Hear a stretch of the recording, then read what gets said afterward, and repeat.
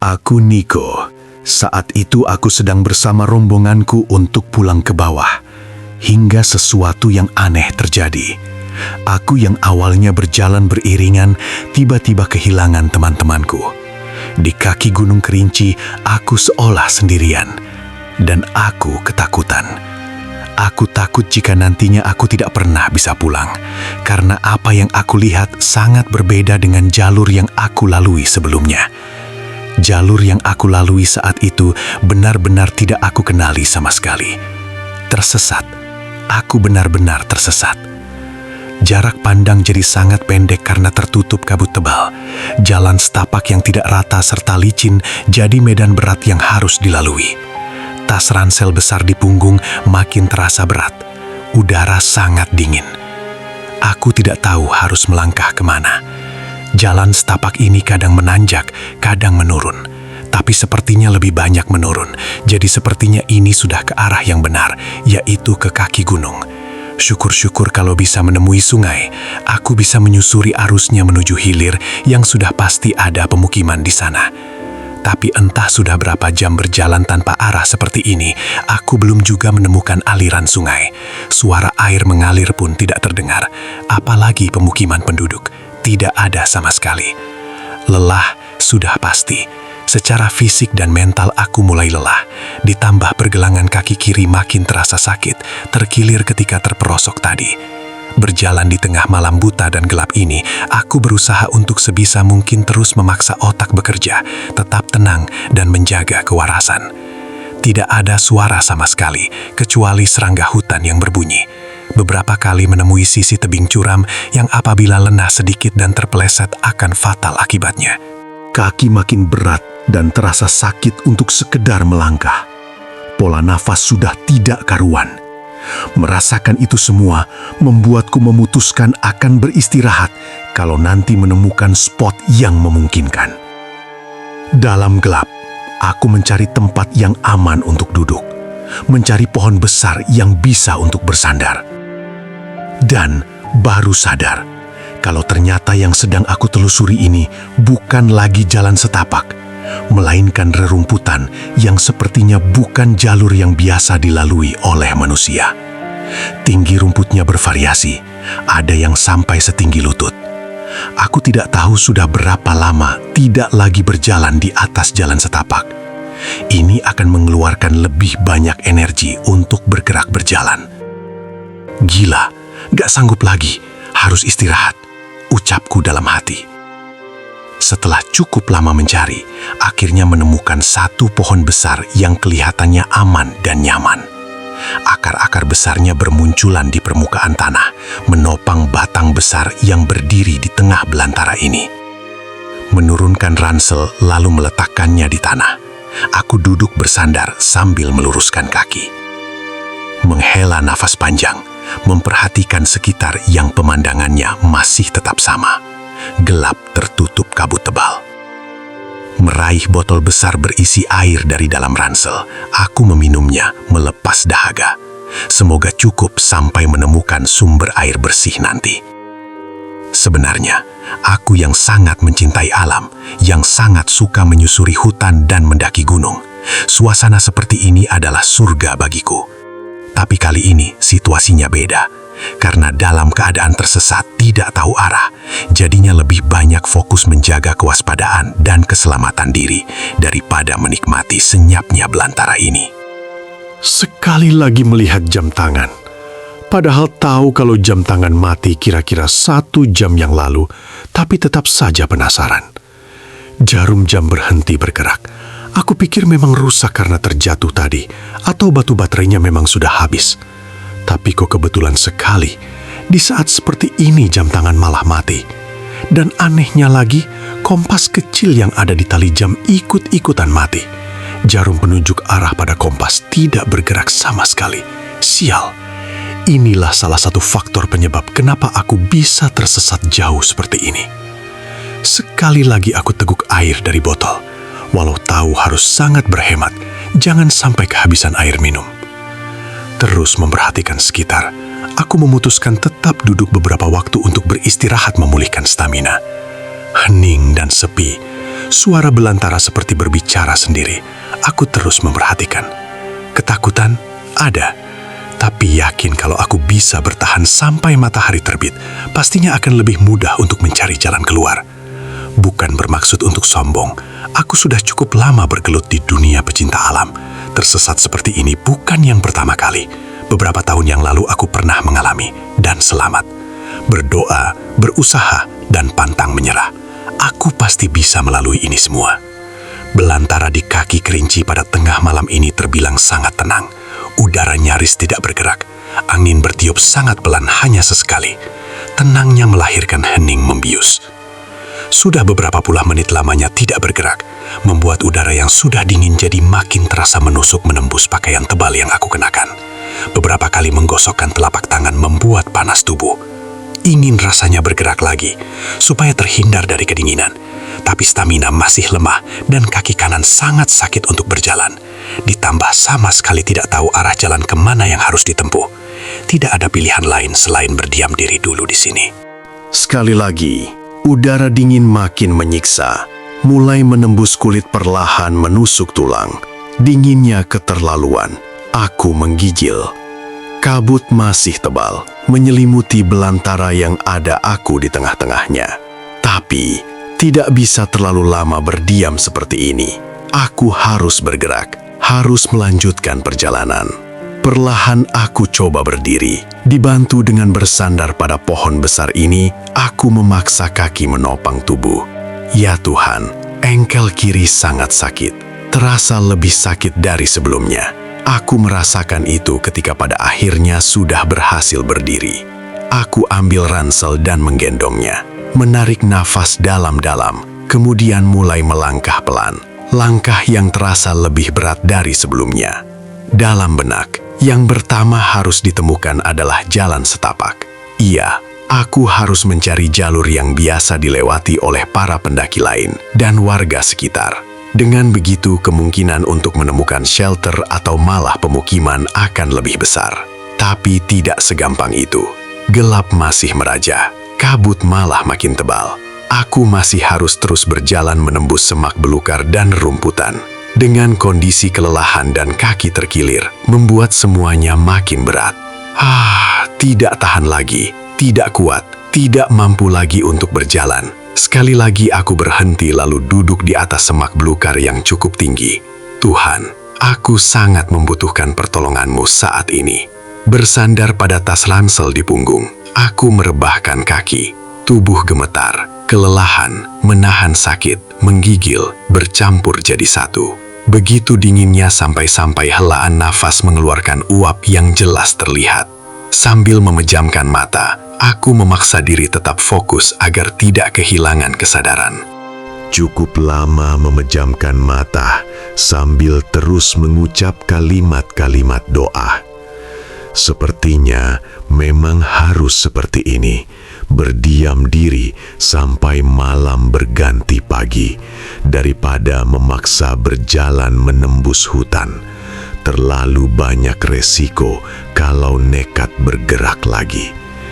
Perkiraanku, sekarang sudah sekitar jam 2 dini hari.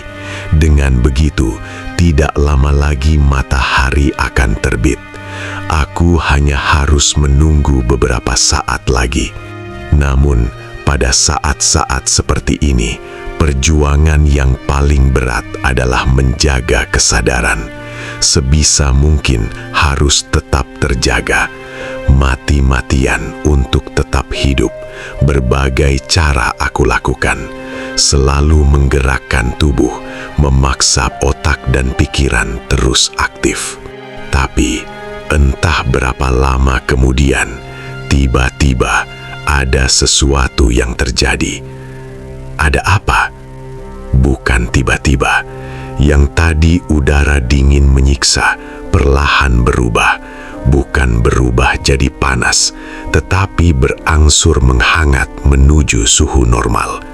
Seiring dengan itu, kabut tebal juga yang tadinya menghalangi pandangan berangsur menipis dan terus menipis sampai akhirnya hilang sama sekali. Aku merasakan dan melihat semua. banyak pertanyaan. Ada apa ini? Kok tiba-tiba?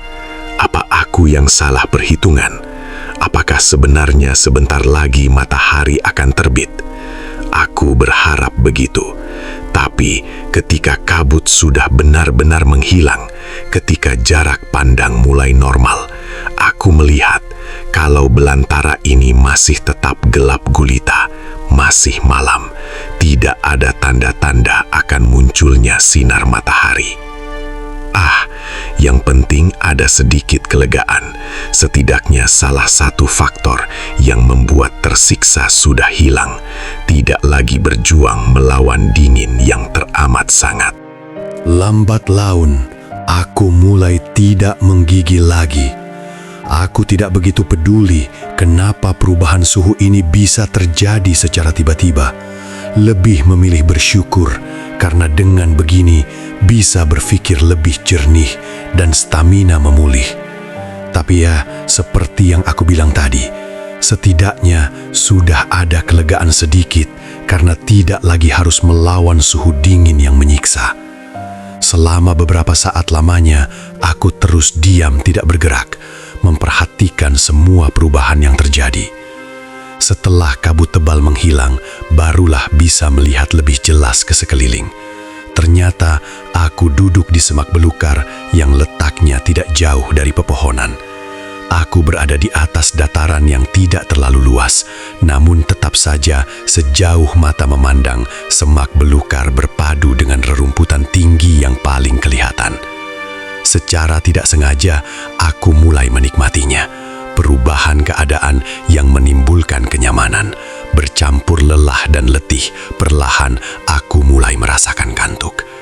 Ya, aku mulai mengantuk dan akhirnya tertidur. Nah, di dalam tidur ini tiba-tiba aku mendengar suara. Suara di kejauhan masih samar namun terdengar jelas. Itulah yang beberapa saat kemudian membuat aku terbangun. Ternyata masih gelap. Aku pikir sudah pagi. Cuaca juga masih bersahabat, tidak menyiksa. Setelah sudah benar-benar sadar, aku jadi teringat tentang apa yang membuat terjaga tadi, karena mendengar suara dari kejauhan. Tadi seperti ada yang sedang berjalan menembus semak belukar, tapi setelah diperhatikan lagi, ternyata tidak ada apa-apa. Tidak ada suara dari semak belukar sekitar. Memperbaiki posisi duduk sejenak.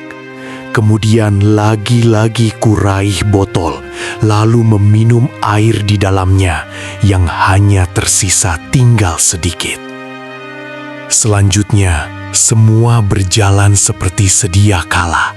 Sepi, gelap, hanya warna langit yang sedikit menerangi. Terdengar suara binatang dan serangga hutan. Ada yang dekat, ada pula yang jauh.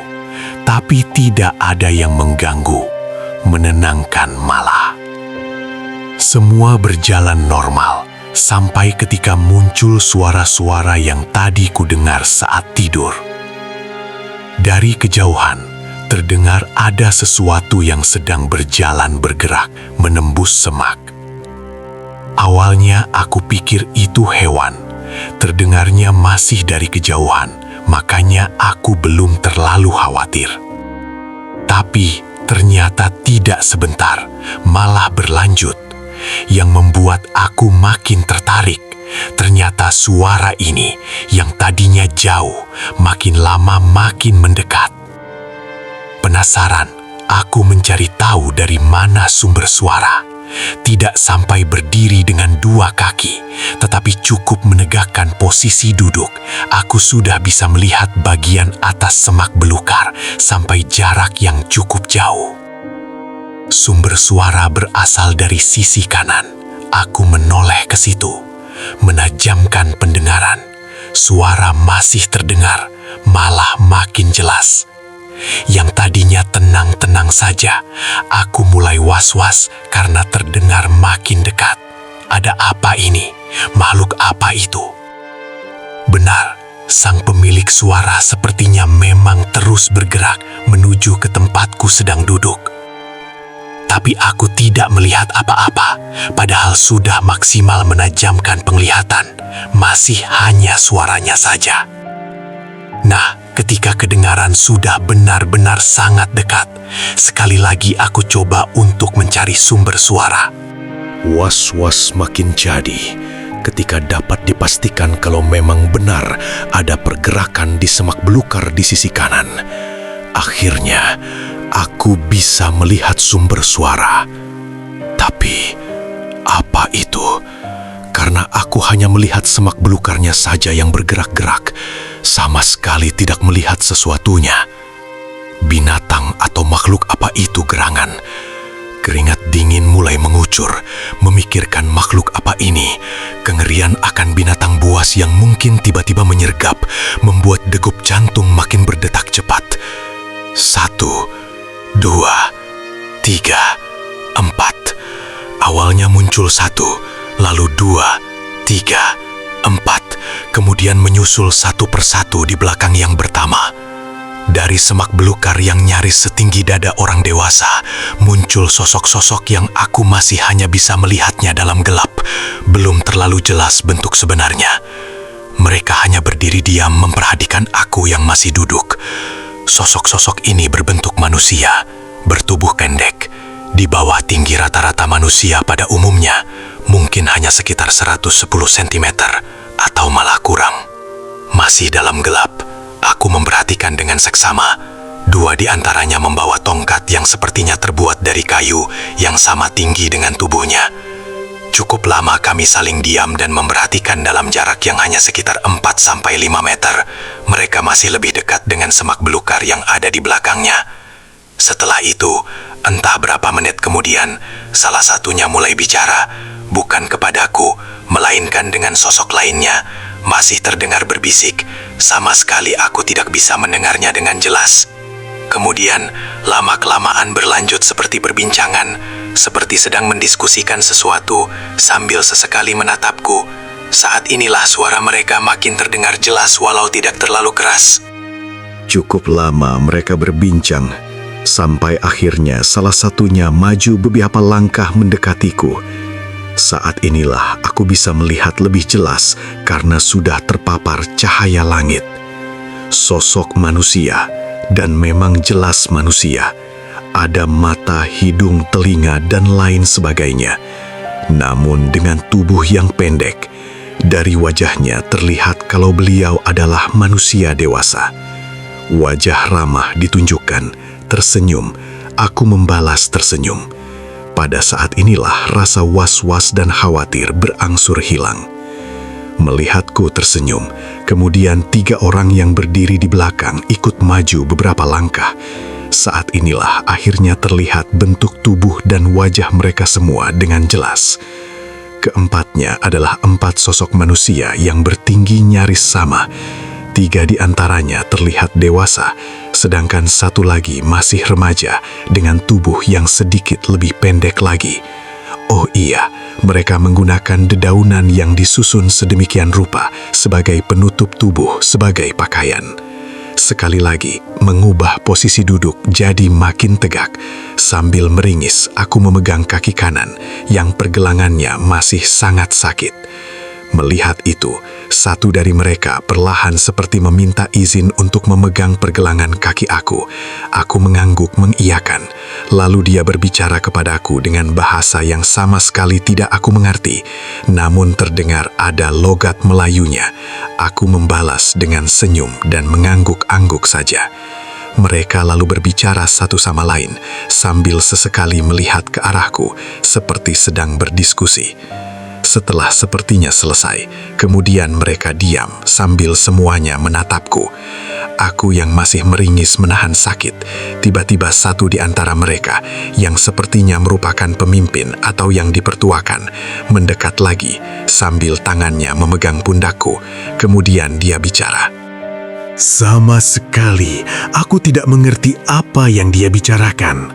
Tapi secara tersirat dan dari gestur yang ditunjukkan, sepertinya mereka mengajak aku untuk ikut, entah kemana. Dari gelagatnya, sepertinya kalau mereka orang-orang baik.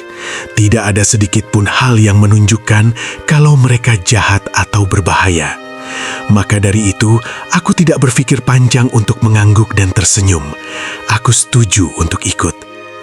Kenapa memutuskan untuk ikut? Aku pikir kalau mereka adalah orang asli dari perkampungan sekitar sini, kaki gunung ini, mereka nantinya pasti akan menunjukkan jalan supaya tidak tersesat lagi. Ditambah, yaitu tadi, mereka kelihatan benar-benar orang baik. Kemudian mereka pelan-pelan membantuku berdiri. Sungguh pergelangan kaki makin terasa sakit. Melihat aku masih meringis, salah satu dari mereka sekali lagi mengelus pergelangan kakiku dengan perlahan. Setelah sudah benar-benar berdiri, barulah dengan jelas aku dapat melihat tinggi badan mereka sebenar-benarnya.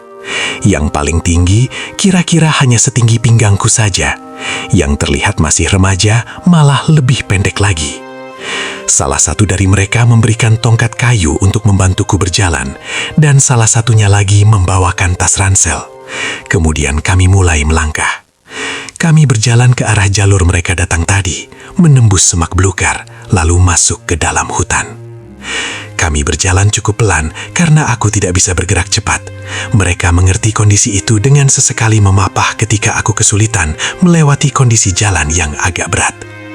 Hari masih malam, sama sekali belum tanda-tanda matahari akan terbit. Kami berjalan ke arah jalur mereka datang tadi, menembus semak belukar, lalu masuk ke dalam hutan. Kami berjalan cukup pelan karena aku tidak bisa bergerak cepat. Mereka mengerti kondisi itu dengan sesekali memapah ketika aku kesulitan melewati kondisi jalan yang agak berat. Hari masih malam, sama sekali belum tanda-tanda matahari akan terbit. Kami melewati jalan setapak menembus hutan belantara. Di sekitar hanya terlihat rindangnya pepohonan. Gelap masih pekat, tetapi teman-teman baruku ini seperti sudah sangat hafal dengan medan yang tengah kami lalui. Dalam perjalanan ini, ada obrolan di antara mereka.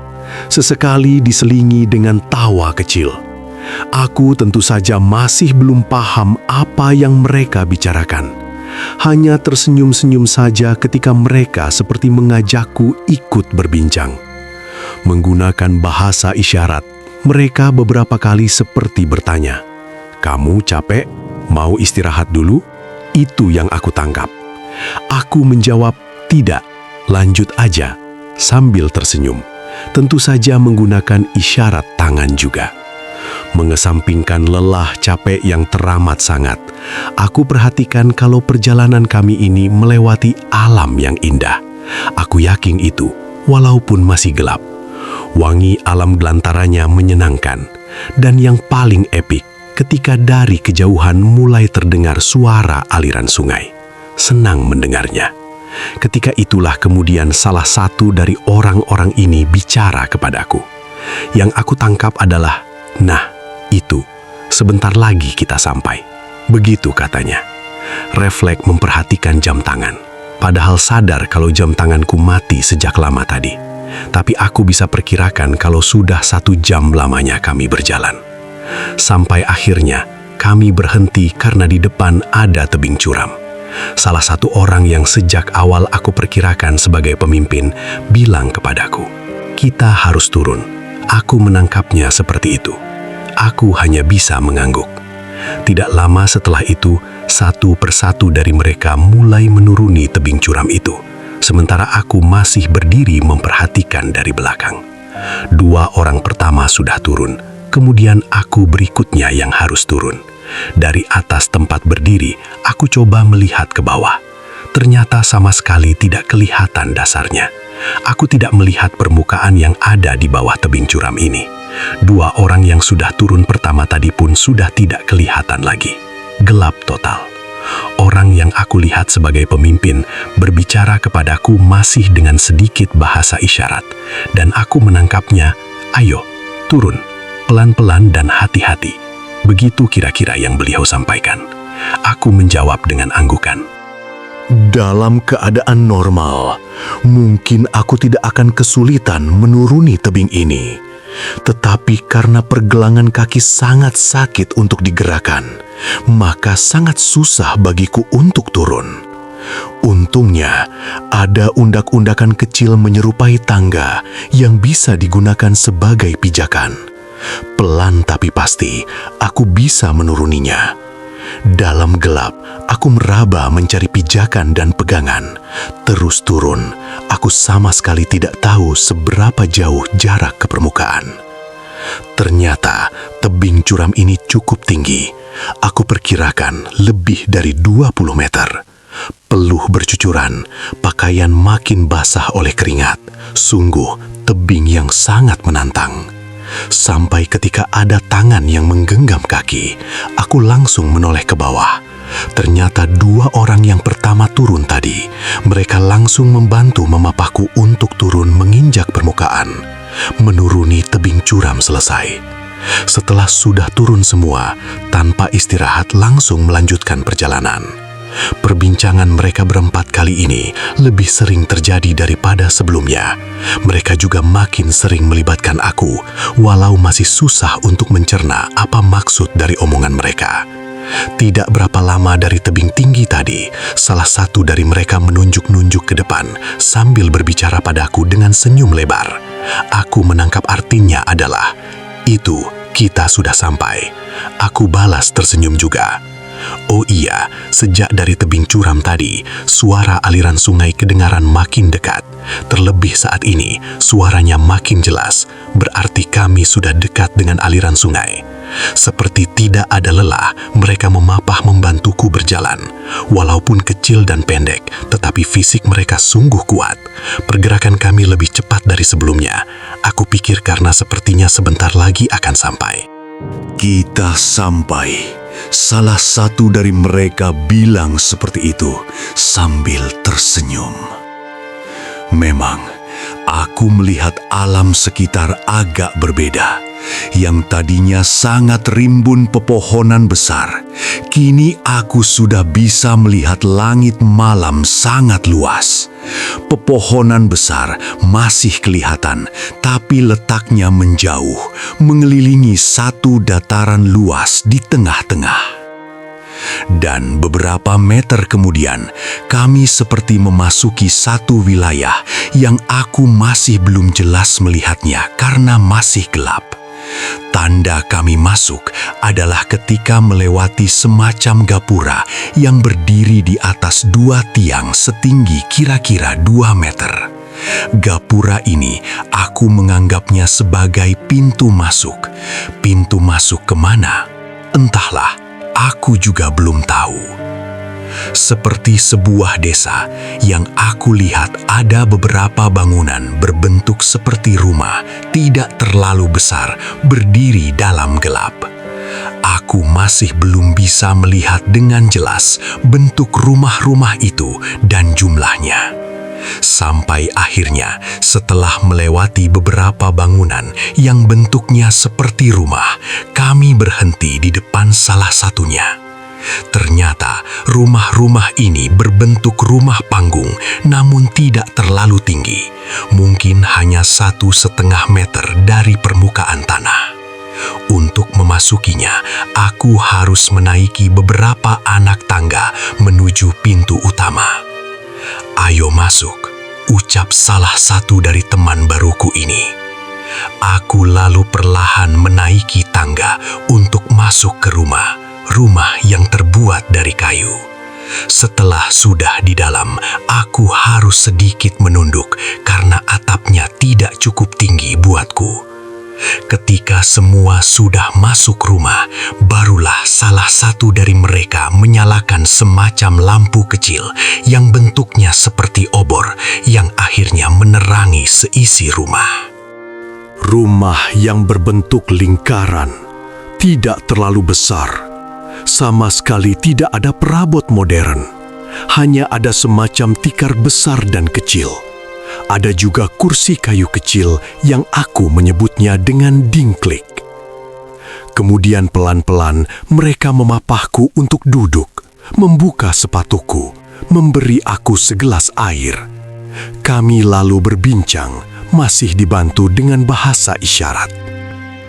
Aku bilang pergelangan kaki kanan sangat sakit. Melihat ini, lalu mereka seperti berdiskusi. Kemudian salah satunya pergi keluar rumah, sementara yang satu lagi mengelus-elus pergelangan kakiku, memijat dengan pelan. Sambil kami berbincang, aku terus memperhatikan rumah ini. Api kecil yang mereka nyalakan ternyata masih kurang terang. Aku belum bisa melihat dengan detail. Lelah yang teramat sangat tertutupi oleh rasa penasaran. Mereka ini siapa? Desa apa ini? Letaknya di mana? Tapi ya sudahlah, mungkin banyak pertanyaan ini akan terjawab nanti ketika matahari sudah terbit. Tidak lama kemudian, dia yang tadi pergi sudah kembali dengan membawa kantung kecil di tangan. Lalu pergelangan kakiku yang bengkak langsung dibalur dengan sesuatu yang lagi-lagi aku tidak bisa melihatnya dengan jelas. Yang pasti rasanya dingin seperti tanah basah. Entah apa yang mereka balur ke pergelangan kakiku, yang pasti rasanya cukup nyaman, lalu menutupnya dengan daun yang agak lebar. Setelah selesai, mereka menyuruhku beristirahat. Aku mengiyakan, sambil sekali lagi mengucapkan terima kasih. Kemudian satu persatu mereka keluar rumah, meninggalkan aku sendirian di dalam. Sekali lagi aku melihat sekeliling. Lagi-lagi memperhatikan isi rumah sederhana ini. Aku baru sadar kalau ternyata ada 4 jendela yang menghadap ke 4 arah. Pagi nanti niatku akan membukanya dan melihat suasana di luar. Aku duduk di atas semacam tikar tebal, kemudian merebahkan tubuh, berbantal tas ransel. Sungguh, ini tempat yang sangat nyaman setelah lelah karena tersesat di tengah hutan. Tidak memakan waktu lama, aku lelap. Aku duduk di atas semacam tikar tebal, kemudian merebahkan tubuh, berbantal tas ransel. Sungguh, ini tempat yang sangat nyaman setelah lelah karena tersesat di tengah hutan. Tidak memakan waktu lama, aku lelap tertidur. Ayam berkokok, kicau burung bernyanyi bersahutan, terdengar orang berbincang dari kejauhan, diiringi dengan suara air sungai mengalir. Tubuh merasakan hangat sinar mentari yang masuk sela-sela jendela yang masih tertutup. Semuanya membangunkan aku dari tidur nyaman. Ternyata sudah pagi. Butuh waktu beberapa saat untuk tersadar tentang keberadaanku saat ini yang ternyata sedang di dalam rumah sederhana di satu desa kecil di tengah hutan belantara Sumatera. Tidak langsung bangkit, aku tetap merebahkan badan, meregangkan persendian, membiarkan seluruh organ tubuh benar-benar bekerja. Sebenarnya, aku masih ingin beristirahat. Suasananya sangat nyaman setelah semalaman berjuang mencari jalan dalam gelap tersesat. Tapi ya itu tadi, aku harus bangun karena ini bukan rumah sendiri. Harus bertemu dengan orang-orang yang sudah baik hati mau menolong dan menampung. Kemudian, pelan-pelan aku bangun. Duduk sebentar, sambil sekali lagi melihat sekeliling, melihat isi rumah. Kali ini, semua kelihatan lebih jelas setelah ada sinar matahari. Rumah berbentuk lingkaran yang tidak terlalu besar. Tempatku tidur persis di bawah salah satu jendela.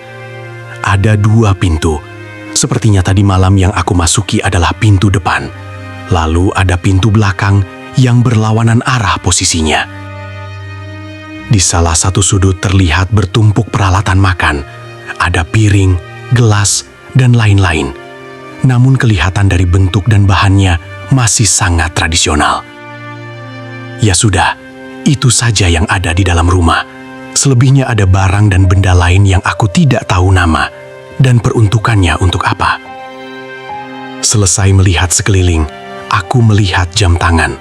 Ternyata jarumnya masih belum bergerak. Arloji masih mati. Suara-suara menenangkan yang terdengar di luar membuat penasaran. Aku berdiri, lalu berjalan mendekat ke jendela. Rumah ini memiliki langit-langit yang terbuat lagi-lagi dari bahan pepohonan. Langit-langitnya juga tidak tinggi. Aku harus agak menunduk supaya kepala tidak terbentur. Tapi rumah ini memiliki jendela yang cukup besar, yang kemudian aku buka. Ya Tuhan, aku terperangah melihat pemandangan di luar setelah jendela sudah terbuka lebar. Ada apa? Belum pernah aku melihat pemandangan seindah ini. Rumah yang sedang aku tempati ini posisinya agak lebih tinggi dari sekitarnya, ditambah bentuknya rumah panggung, sehingga aku dapat melihat sekeliling dengan jelas, dengan jarak pandang cukup jauh. Aku sedang berada di kaki gunung tinggi, di tengah-tengah pepohonan rapat dan rindang yang aku bisa melihatnya dari kejauhan. Karena jam tangan mati, aku jadi hanya bisa mengira-ngira kalau saat ini sepertinya sudah jam 7 pagi. Matahari bersinar dengan indah, hangat cahayanya menyentuh permukaan bumi. Ternyata aku sedang berada di satu desa di tengah hutan di kaki gunung. Desa? Iya, desa yang sangat indah. Ada belasan rumah yang bentuk dan ukurannya nyaris sama persis dengan rumah yang sedang aku berada ini. Sebentar, ternyata ada dua bangunan yang bentuknya berbeda dan ukurannya lebih besar. Jarak masing-masing rumah tidak berdekatan, tetapi tidak terlalu jauh juga. Semuanya berbahan kayu dan beratap dedaunan. Desa ini nyaris seluruh permukaannya tertutup rerumputan hijau nan indah. Hanya jalan setapak yang berpermukaan tanah.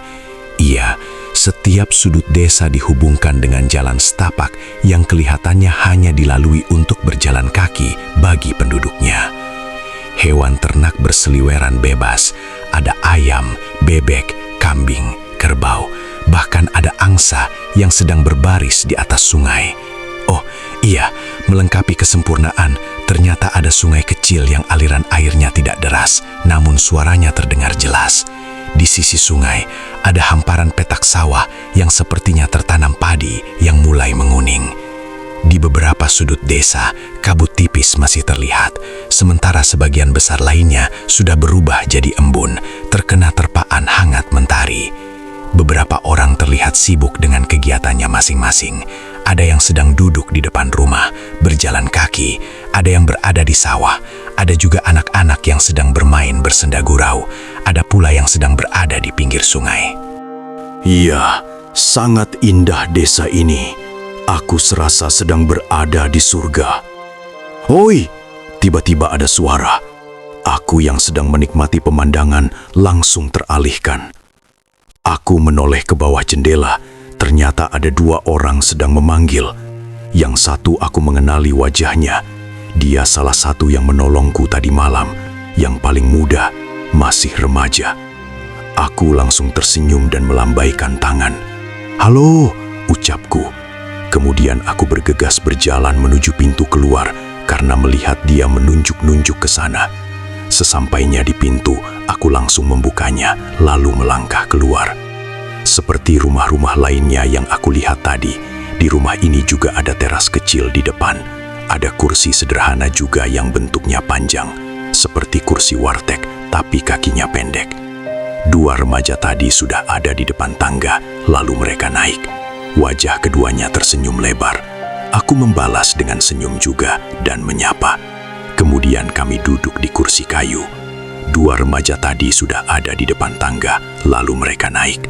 Wajah keduanya tersenyum lebar. Aku membalas dengan senyum juga dan menyapa. Kemudian kami duduk di kursi kayu. Kami berbincang dan masih situasinya sama, masih terkendala bahasa. Mereka tidak mengerti bahasa Indonesia. Aku juga sama sekali tidak mengerti bahasa yang mereka pergunakan. Haha. Tapi lambat laun, dengan bantuan tangan sebagai isyarat, sedikit-sedikit kami bisa berkomunikasi. Oh iya, walaupun tidak mengerti, tapi aku menangkap kalau mereka berbicara dengan logat Melayu yang kental. Di tengah percakapan, aku mencoba untuk berkenalan dengan menunjuk ke diri sendiri, lalu menyebut namaku, Niko. Lalu aku menunjuk ke mereka sambil bertanya, "Nama kamu siapa?" Awalnya tidak mengerti apa yang aku maksud. Tetapi setelah beberapa kali percobaan, akhirnya mereka mengerti dan menyebut nama juga. Imet, ucap salah satunya sambil tertawa kecil. Kemudian satu lagi menyebut Zulai sambil menunjuk ke dadanya sendiri. Jadi remaja yang ikut menolongku tadi malam bernama Imet, sementara temannya ini bernama Zulai. Sekali lagi, aku baru sadar kalau mereka semua penduduk desa ini bertubuh pendek. Tingginya di bawah rata-rata manusia pada umumnya, kira-kira kisaran 100 sampai 110 cm saja. Kami lalu melanjutkan perbincangan. Sampai ketika aku diingatkan oleh Imet akan sesuatu, dia menunjuk-nunjuk ke pergelangan kaki kiriku sambil berbicara. "Gimana kaki kamu? Sudah sembuh?" Aku langsung kaget. Astaga, jadi teringat kalau semalam kaki terkilir parah dan aku sangat kesakitan. Untuk berjalan pun tak mampu. Tapi anehnya sejak bangun tidur tadi, aku sudah tidak merasakan sakit sama sekali. Berjalan normal tanpa bantuan.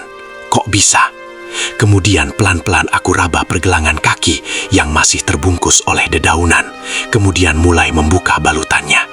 Lagi-lagi, sungguh aneh. Ternyata sudah tidak bengkak, tidak sakit sama sekali. Sudah normal. Obat apa yang mereka basuh ke kakiku? Sungguh ajaib. Imet dan Zulai tersenyum sumringah melihat aku yang masih terkesima dengan kakiku sendiri. Selanjutnya, kami meneruskan perbincangan masih dibantu dengan bahasa isyarat. Dengan caranya, Imet yang lebih banyak bicara dengan sabar menjelaskan semua yang ada di desa ini. Aku berusaha untuk mengerti. Entah berapa lama kemudian, Imet akhirnya mengajak untuk turun dari rumah, hendak mengajak berkeliling.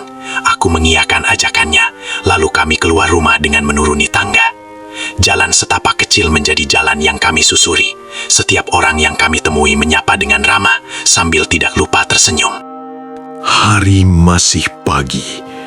Udara segar terhirup tanpa hambatan. Sama sekali tidak ada polusi. Aku berjalan tanpa alas kaki, mengikuti Imet dan Zulai. Dan ternyata setiap penduduk sini semuanya tidak menggunakan alas kaki. Iya, mereka semua beraktivitas tanpa alas kaki. Karena inilah akhirnya aku sadar kalau ada yang aneh dengan bentuk kaki mereka. Tidak seperti bentuk kaki pada umumnya. Bentuknya cukup aneh. Aku tidak bisa menggambarkan dengan detail. Yang pasti, struktur kaki mereka berbeda. Cara berjalannya jadi terlihat seperti berjinjit. Tapi sepertinya ini merupakan genetik, karena mereka semua memiliki bentuk struktur kaki yang sama. "Oi!" Tiba-tiba ada teriakan dari salah satu rumah. Di jendela rumah ada lelaki yang lagi-lagi aku kenali wajahnya. Dia tersenyum ramah. Laki-laki dewasa, setengah baya. Dialah yang aku melihatnya sebagai pemimpin dari 4 orang yang menolongku malam tadi.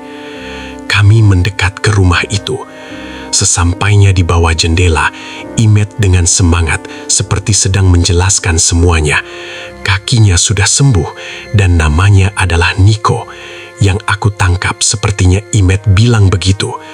Kemudian bapak tadi bergegas keluar untuk datang menghampiri.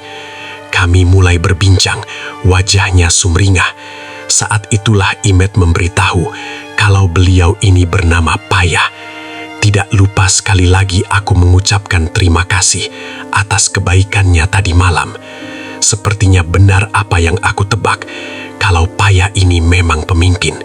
Aku perhatikan setiap orang di sini menghormatinya. Kemudian, dalam perbincangan, kurang lebih Payah menceritakan semua hal yang bisa ditemui di desa ini. Dia bilang, Imet dan Zulai akan menemani berkeliling sambil membantu menjelaskan. Yang aku tangkap seperti itu. Perbincangan harus terhenti karena sepertinya Payah harus pergi ke sawah. Selanjutnya aku lanjut berkeliling.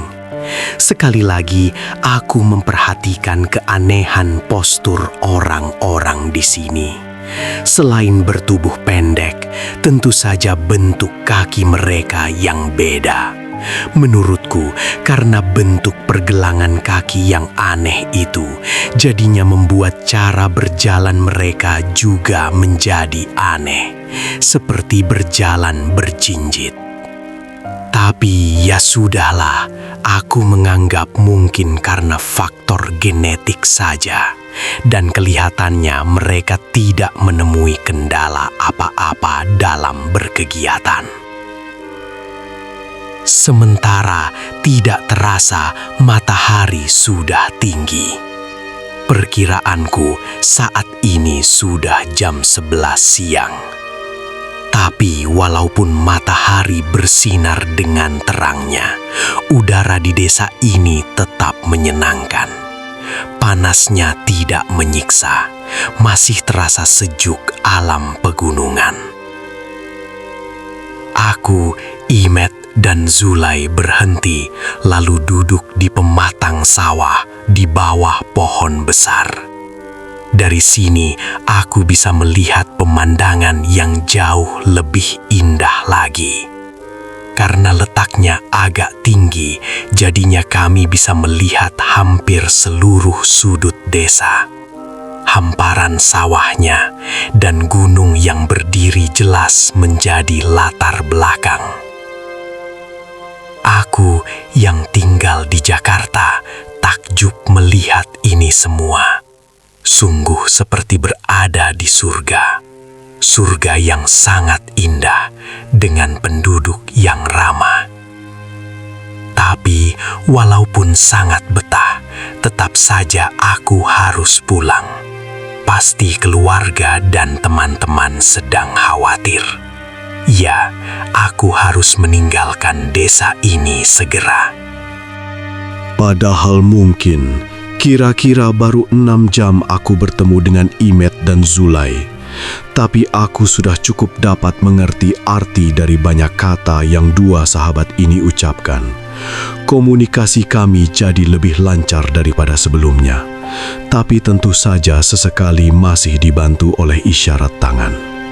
"Niko, sudah siang, kita makan dulu yuk," ucap Zulai. Imet juga bilang begitu. "Ayo, Bu, makan di mana kita?" jawabku. Mereka menunjuk ke salah satu rumah yang ukurannya lebih besar.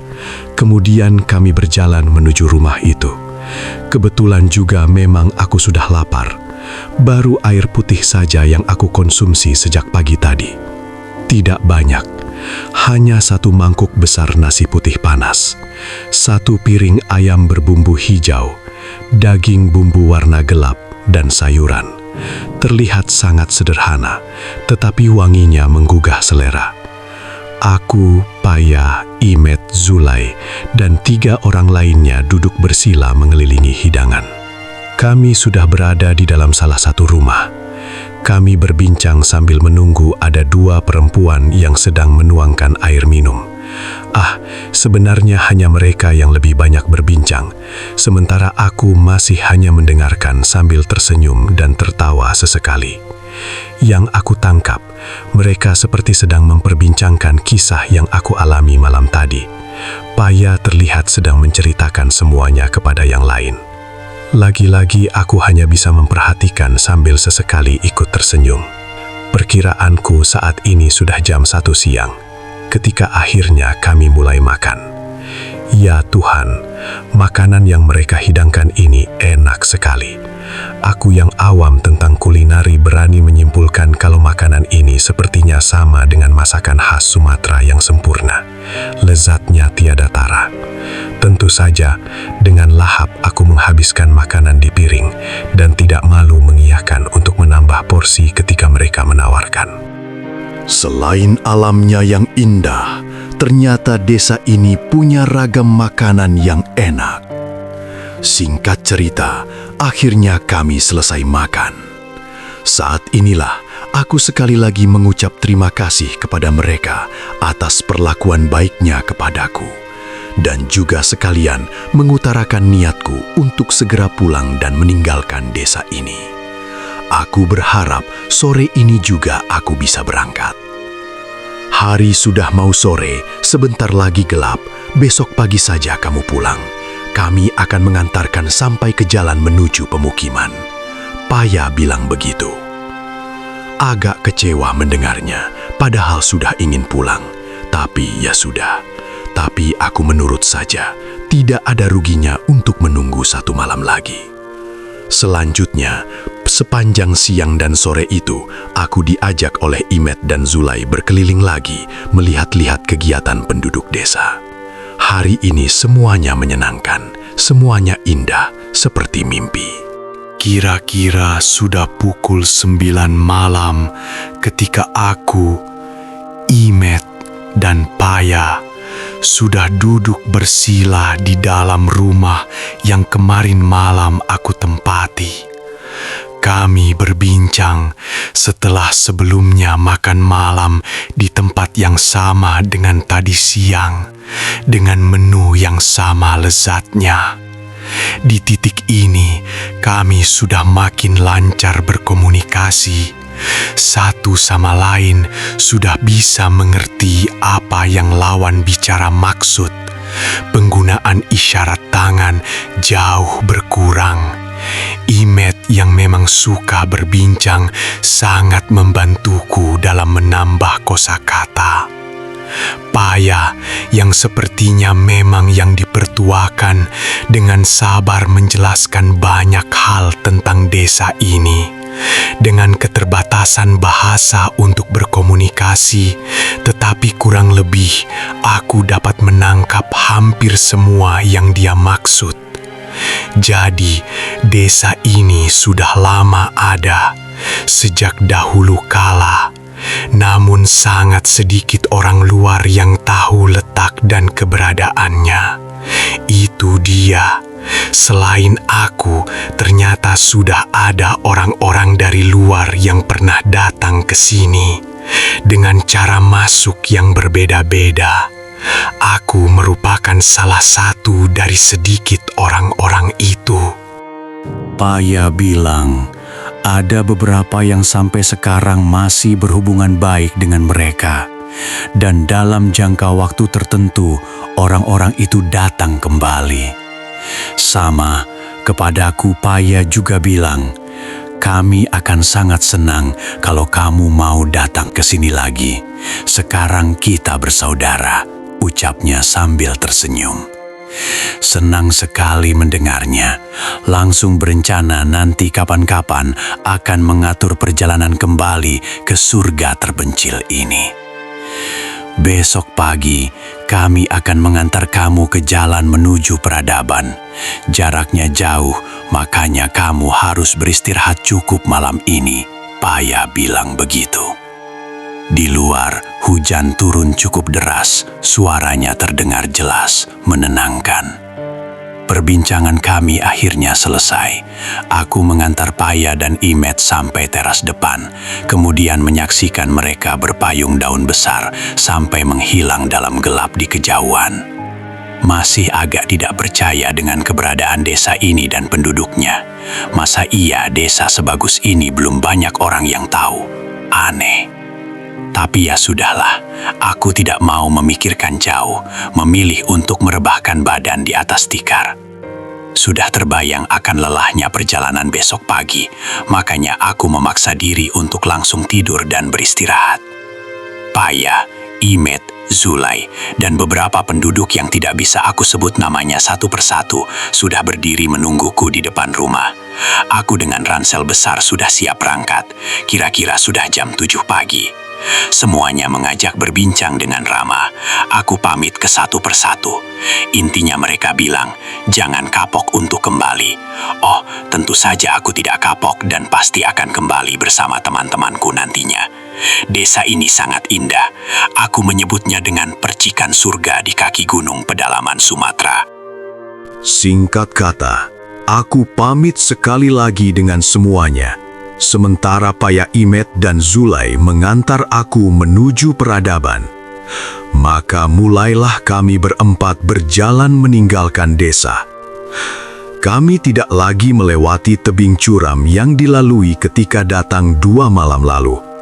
Ternyata hanya harus berjalan kaki ke sisi desa yang berlawanan letaknya dengan tebing curam tadi.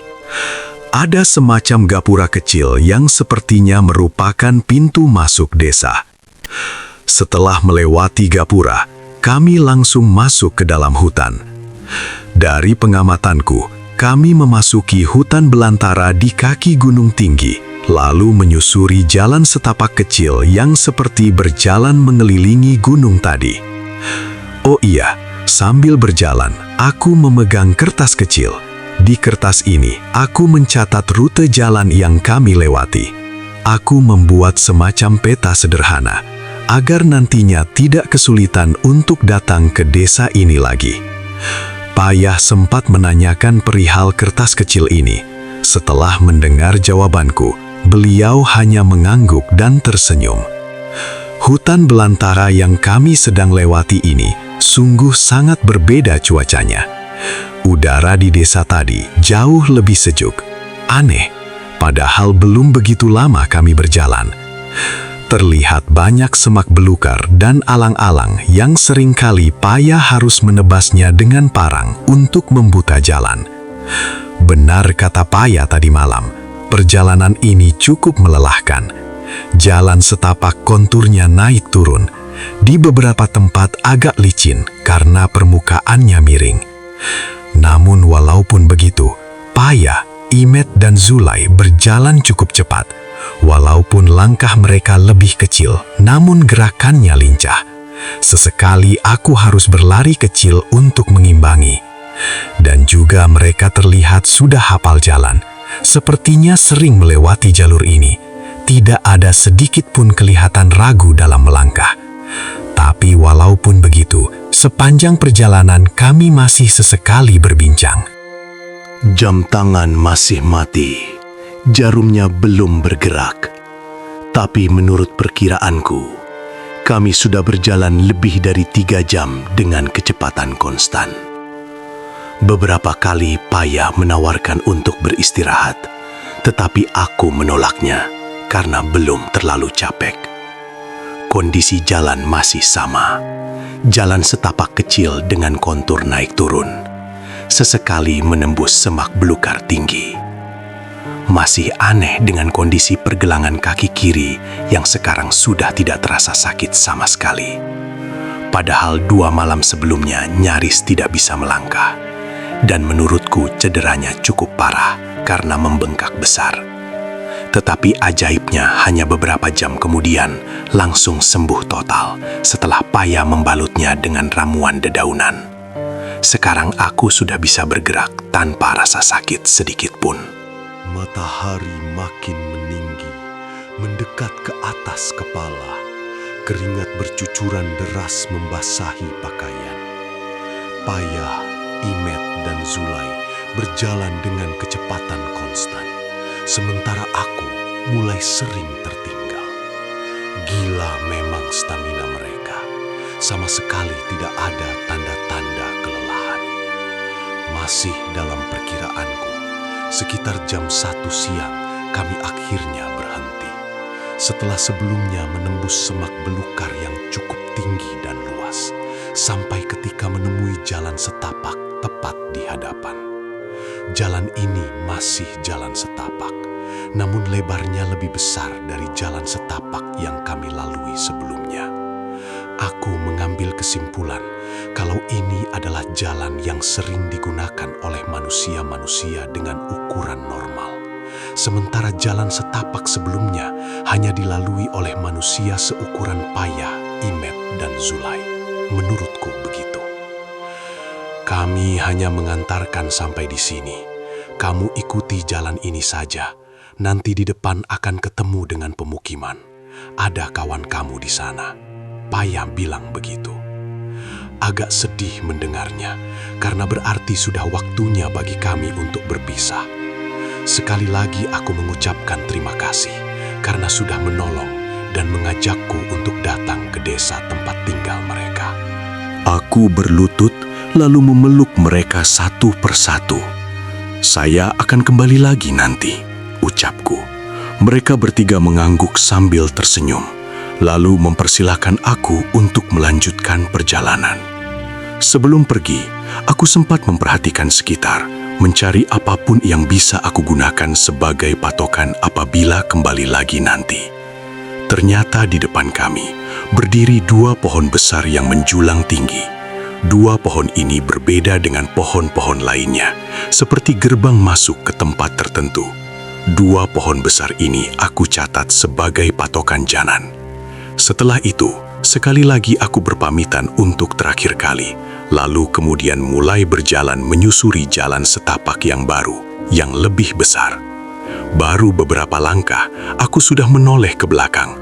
Mereka masih ada, berdiri menatap sambil tersenyum melambaikan tangan. Kemudian aku lanjut berjalan. Setelah beberapa belas langkah, sekali lagi aku menoleh ke belakang. Dari kejauhan, aku masih bisa melihat kalau mereka di tempatnya. Aku lalu lanjut berjalan lagi. Sampai akhirnya, ketika sudah cukup jauh, aku menoleh untuk yang ketiga kalinya. Ternyata kali ini mereka sudah tidak terlihat lagi. Sedih. Ya sudah, aku meneruskan perjalanan menyusuri jalan setapak ini, mengikuti arahan yang Paya bilang tadi. Terus aku susuri, jalan lebih banyak menurun landai, seperti sedang menuruni kaki gunung. Singkatnya, sekitar 1 jam kemudian, di beberapa bagian jalan sudah mulai bisa mengenali. Ini kedua kalinya aku mendaki Kerinci. Pendakian pertama sukses sampai puncak tanpa tersesat. Sepertinya ini jalan menuju gerbang rimba pendakian. Gumamku dalam hati. Menyadari itu, aku mempercepat langkah. Matahari mulai condong ke ufuk barat. Perkiraanku ini sudah lebih dari jam 2 siang. Refleks melihat jam tangan. Betapa kagetnya aku. Ternyata jam tangan sudah bekerja normal. Jarumnya sudah bergerak, menunjuk ke pukul 2 siang lebih sedikit. Kok tiba-tiba jam tanganku hidup kembali? "Niko!" Suara teriakan dari kejauhan mengagetkanku. Melihat itu, aku langsung melangkah lebih cepat lagi. Ternyata yang teriak itu Reno. Reno adalah sahabatku di kampus. Dia salah satu anggota tim yang ikut mendaki Kerinci sebelum aku tersesat. Kemudian di belakang Reno ada Blackie dan Adnan yang mengikuti. Mereka berdua juga sahabatku. Kemudian kami berpelukan. Mereka bertiga kelihatan sangat lega dan bahagia melihat aku. Bahkan Reno dan Adan sambil menangis. "Kamu kemana aja, Niko?" tanya Blackie. "Aku nyasar jauh. Hahaha, terus ditolong sama penduduk," jawabku. "Kalian nunggu di mana?" tanyaku. "Itu ada beberapa tenda di bawah. Sudah hampir seminggu kami dan tim lain mencarimu." Reno menjawab begitu dengan suara bergetar. "Hah? Seminggu?" tanyaku. "Iya, hampir seminggu." Akhirnya Adnan ikut menjawab. "Aku kan nyasar baru sehari. Belum juga 48 jam. Hampir seminggu dari mana sih?" Aku protes mendengarnya. "Niko, ini hari Kamis. Kamu tuh hilang dari Jumat malam minggu yang lalu." Blackie bantu menjelaskan. Masa iya? Aku tersesat sudah selama itu. Padahal menurutku hanya sehari semalam saja aku tinggal di desa itu. Tapi ya sudahlah, yang penting kamu udah ketemu dengan selamat. Nanti aja kamu cerita semuanya, ucap Adnan. Kami lalu berjalan menyusuri jalan setapak tadi menuju gerbang masuk pendakian. Benar, ternyata di gerbang masuk sudah berdiri beberapa tenda yang berisi tim pencarian. Tim inilah yang bertujuan menemukan aku yang dinyatakan hilang sejak Jumat lalu. Masih kebingungan, menurut perhitunganku hari ini harusnya hari Minggu, tapi ternyata salah, ini sudah Kamis. Apa yang sebenarnya terjadi? Kok bisa aku skip beberapa hari? Di dalam salah satu tenda, aku diperiksa kesehatan fisik. Hasilnya sudah bisa ditebak kalau aku baik-baik saja. Menurut teman-teman, aku sudah jadi berita lokal karena hilang tanpa jejak. Tapi mereka semua bersyukur kalau akhirnya aku ditemukan tanpa kurang satu apapun. Setelah semuanya beres, kami kemudian pulang ke Jakarta. Dalam perjalanan, aku ceritakan semua yang aku alami kepada Reno, Blackie, dan Adnan. mereka terkesima antara percaya dan tidak percaya. Dan juga aku utarakan niat mengatur rencana untuk kembali lagi ke desa itu beberapa bulan lagi. Karena penasaran, mereka semua langsung ingin ikut juga. Waktu terus berjalan, seiring dengan niat ingin kembali lagi ke desa itu. Tidak sabar aku menyusun rencananya. Dan singkatnya, beberapa bulan kemudian, akhirnya kami berempat benar-benar datang lagi ke Kerinci dengan niat ingin mendatangi desa indah itu. Catatan di atas kertas kecil berisi rute jalan masih ada, dengan jelas menunjukkan kemana jalan yang harus ditempuh. Aku membuat peta ini cukup baik dan sangat mudah untuk dibaca dan diikuti. Seharusnya kami tidak akan menemui kesulitan berarti untuk menemukan desa itu. Tapi nyatanya tidak. Pada praktiknya, aku dan teman-teman tidak menemukannya, apalagi penduduknya. Kami hanya menemukan hutan dan hutan belantara lagi. Desa itu seperti menghilang, padahal aku yakin dengan jalan yang sudah kami tempuh, dan aku yakin dengan keakuratan peta kecil yang aku buat sendiri. Kami gagal menemukan desa indah itu. Menyerah? Tentu tidak. Aku yang masih penasaran, beberapa bulan kemudian datang lagi untuk mencoba mencari sekali lagi. Dan sudah bisa ditebak, hasilnya nihil. Desa itu tidak ditemukan juga. Desa indah di tengah belantara itu ternyata tidak aku temukan lagi keberadaannya. Kenapa tiba-tiba menghilang? Masih sangat berharap untuk menemukannya suatu saat nanti. Amat. Sampai jumpa di cerita berikutnya, dan tentunya semakin mencekam. Semoga terhibur. Terima kasih.